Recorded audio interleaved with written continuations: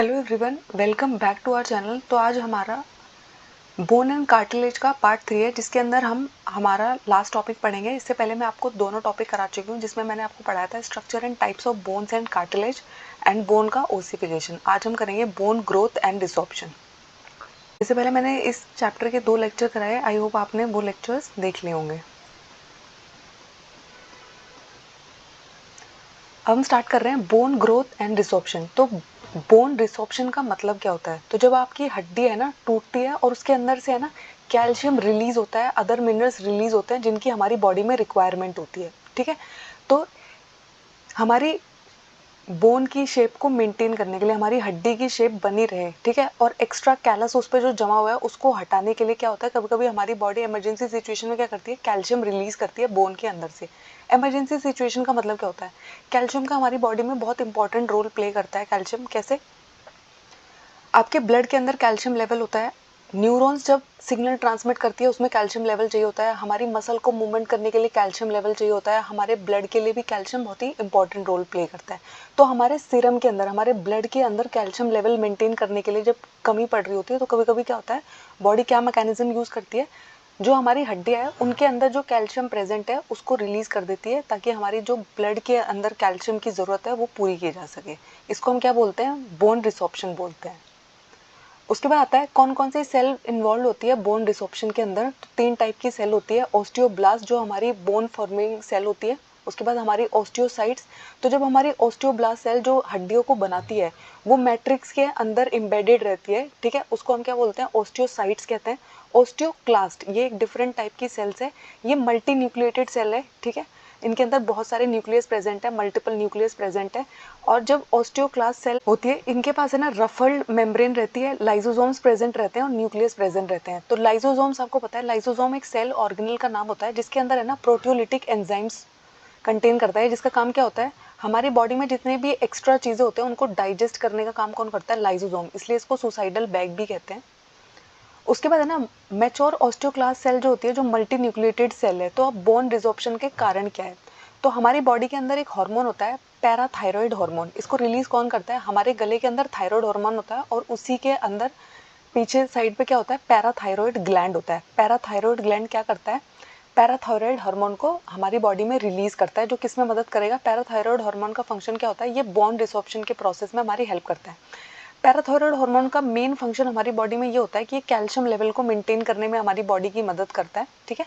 तो bone resorption कैसे होगा? ऑस्टियोक्लास्ट सेल जो है, बोन रिसॉर्प्शन होना है ऑस्टियोक्लास्ट सेल से, लेकिन पैराथायरॉयड हार्मोन के जो रिसेप्टर्स है वो ऑस्टियोक्लास्ट सेल्स के पास प्रेजेंट नहीं होते हैं। तो क्या करता है, जब पैराथायरॉयड हार्मोन रिलीज होता है पहले जाके ये किससे बाइंड करता है? ऑस्टियोब्लास्ट सेल से बाइंड करता है, क्योंकि ऑस्टियोब्लास्ट सेल्स के पास पैराथायरॉयड हार्मोन को बाइंड करने के लिए रिसेप्टर्स प्रेजेंट होते हैं, ठीक है। तो सबसे पहले क्या होगा, पैराथायरॉयड ग्लैंड रिलीज करेंगे पैराथायरॉयड हार्मोन, ये जाके किससे बाइंड होगा? ऑस्टियोब्लास्ट सेल से जाके बाइंड हो जाएगा।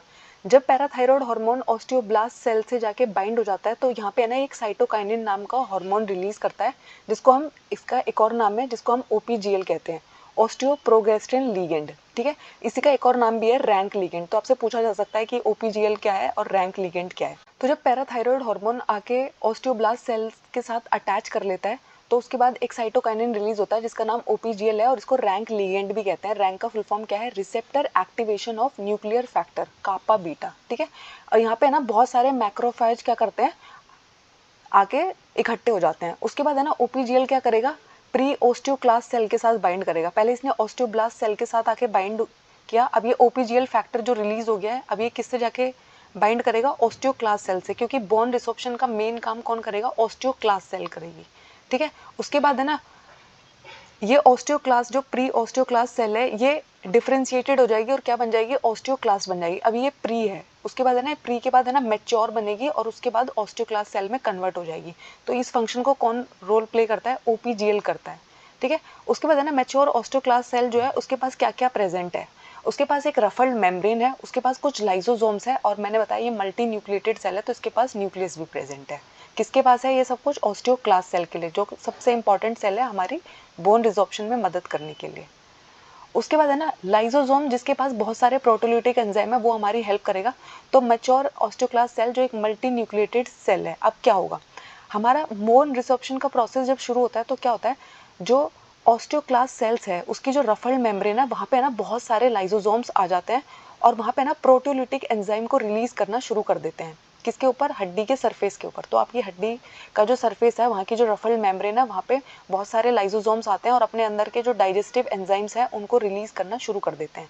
ठीक है, तो माइटोकॉन्ड्रिया और सेक्रेटरी वेसिकल्स जिनके पास बहुत सारे एसिड्स हैं, वो बोन के सरफेस के ऊपर जब अपने केमिकल्स को रिलीज करते हैं, ठीक है, तो क्या होता है, प्रोटियोलिटिक एंजाइम क्या करेंगे, डाइजेस्ट कर देंगे ऑर्गेनिक सब्सटेंस को। बोन के पास दो तरीके के सब्सटेंस होते हैं, एक होता है ऑर्गेनिक सब्सटेंस और एक होता है इनऑर्गेनिक सब्सटेंस। तो ऑर्गेनिक सब्सटेंस जब डाइजेस्ट हो जाएगा तो इनऑर्गेनिक सब्सटेंस रिलीज होना शुरू हो जाएगा। ठीक है, तो कौन कौन से एसिड्स प्रेजेंट होते हैं, तो सिट्रिक एसिड और लैक्टिक एसिड्स प्रेजेंट होते हैं, जो क्या करते हैं, बोन सॉल्ट को डिस्ट्रक्ट करते हैं और उसके अंदर से क्या रिलीज होना शुरू हो जाता है, हमारी हड्डियों के अंदर से कैल्शियम निकलना शुरू हो जाता है, जो किस लिए रिक्वायर्ड है, हमारी ब्लड के अंदर कैल्शियम का लेवल मेंटेन करने के लिए रिक्वायर्ड है। तो ऑस्टियोसाइट सेल जो ऑर्गेनिक बोन में प्रेजेंट थे, अब वो क्या करेंगे, ऑस्टियोसाइट जो ऑस्टियोब्लास्ट में पूरी की पूरी बोन जो है हमारी वो किससे बनी होती है, ऑस्टियोब्लास्ट और ऑस्टियोसाइट सेल से बनी होती है। ठीक है, उसके बाद है ना ऑस्टियोब्लास्ट सेल के अंदर है ना ऑस्टियोक्लास्ट सेल बनाने में एक और इंपॉर्टेंट विटामिन होता है, विटामिन डी। तो आपको पता है जब हमारी हड्डियां कमज़ोर हो जाती है तो डॉक्टर हमें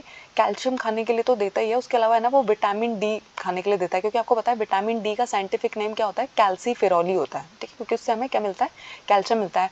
विटामिन डी और कैल्शियम हमारी हड्डियों की हेल्थ के लिए बहुत ज़्यादा इंपॉर्टेंट रोल प्ले करते हैं। तो सबसे पहले क्या हुआ, पैराथायरॉयड हार्मोन ने क्या किया, आके बाइंड किया ऑस्टियोब्लास्ट सेल से। ऑस्टियोब्लास्ट सेल ने क्या किया, एक ओपीजीएल नाम का हार्मोन रिलीज किया जो जाके ऑस्टियोक्लास्ट सेल पे जाके बाइंड हुआ। ठीक है, उसके बाद है ना वहाँ पे बहुत सारे लाइसोजाइम्स आए, उन्होंने प्रोटियोलिटिक एंजाइम को रिलीज करना शुरू किया और हमारे हड्डियों के अंदर से कैल्शियम निकलना शुरू हो गया है। ठीक है, यही पूरा का पूरा प्रोसेस क्या कहलाता है, बोन डिसॉर्प्शन कहलाता है। उसके बाद है ना हमारी जो बेबी की बोन ग्रोथ होती है, ठीक है, जब वो 8 वीक ऑफ एम्ब्रॉयनिक टाइम में होता है तो बोन ग्रोथ स्टार्ट हो जाती है, जिसको हम क्या बोलते हैं, प्राइमरी ओसिफिकेशन बोलते हैं, जिसके अंदर है ना हाइलिन कार्टिलेज क्या होता है, ऑसिफाई होना शुरू हो जाता है। ठीक है, तो दो टाइप हो सकते हैं इसके, बोन ग्रोथ के दो टाइप हो सकते हैं, एक होता है इंटरस्टिशियल ग्रोथ और एक होता है अपोजिशनल ग्रोथ। ठीक है, अगर बोन लंबाई में बढ़ रही है, उसकी अगर लंबाई बढ़ रही है तो उसको हम इंटरस्टिशियल ग्रोथ बोलते हैं, और अगर उसकी चौड़ाई बढ़ रही है, बोन का डायमीटर बढ़ रहा है, तो इसको हम क्या बोलते हैं, अपोजिशनल ग्रोथ बोलते हैं। दो टाइप होते हैं बोन ग्रोथ के। ठीक है, तो इंटरस्टिशियल ग्रोथ में क्या होता है, हड्डी की जो लंबाई है वो बढ़ती है और अंदर से बढ़ती है। इसमें है ना हड्डी कहाँ से बढ़ती है, अंदर से, with in, growth from with in, तो बोन के अंदर से ही इसकी ग्रोथ होनी शुरू होती है। ठीक है, जो इसकी एपिफाइजल प्लेट होती है, एपिफाइजल प्लेट का मतलब क्या होता है, जो हमारी बोन की एजेस होती हैं उसको हम क्या बोलते हैं, एपिफाइजेस बोलते हैं, और जो शाफ्ट वाला एरिया होता है उसको डायफाइजेस बोलते हैं। ठीक है, तो वहाँ पे जब ग्रोथ हो रही होती है उसको हम क्या बोलते हैं, इंटरस्टिशियल ग्रोथ बोलते हैं। ठीक है, इसमें कार्टिलेज किस में कन्वर्ट हो जाता है, पूरा का पूरा बोन में कन्वर्ट हो जाता है, क्योंकि हमारा जो एम्ब्रियो होता है वो हाइलिन कार्टिलेज से बना होता है, और जब वो बोन ऑसिफाई हो जाती है, ठीक है, तो हमारी कार्टिलेज, जब बोन ऑसिफिकेशन होने लग जाता है तो क्या बनती है, हमारी हड्डियां बन जाती हैं, मजबूत होती हैं, पहले कार्टिलेज की बनी होती है पूरी बॉडी। उसके बाद आता है अपोजिशनल ग्रोथ। तो इसमें क्या होता है, चौड़ाई बढ़ रही होती है, डायमीटर बढ़ रहा होता है, विड्थ बढ़ रही होती है। ठीक है, इसमें ना आउटर सरफेस पे ग्रोथ हो रही होती है और बोन की जो चौड़ाई है, थिकनेस है, वो इंक्रीज होती है। ठीक है, तो बच्चों के केस में क्या होता है, ऑस्टियोब्लास्ट सेल क्या करती है, ऑस्टियोइड को सिक्रीट करती है। ठीक है, ऑस्टियोक्लास्ट क्या करता है, डिग्रेड करने लग जाता है बोन को और क्या करता है, मेडुलरी कैविटी को चौड़ा कर देता है। ठीक है, इस तरीके से क्या होता है, बोन की चौड़ाई का कारण क्या होता है, इसके अंदर ये मेडुलरी कैविटी जो बनी होती है। थैंक यू, आई होप आपको इसमें कोई डाउट नहीं है। अगर कोई डाउट है तो मुझे कमेंट्स में बताइएगा। इसी के साथ हमारा बोन एंड कार्टिलेज वाला जो यूनिट है वो कंप्लीट हो जाता है। ठीक है, इससे पहले मैंने सेरिकल्चर की एक वीडियो बनाई है, इंसेक्ट वेक्टर एंड डिजीजेस की एक वीडियो बनाई है, आई होप आपने वो भी देखी होगी, मैंने प्लेलिस्ट में उनको अपडेट कर दिया है। हमारे चैनल को सब्सक्राइब कीजिएगा, अपने फ्रेंड्स के साथ शेयर कीजिएगा। Thank you.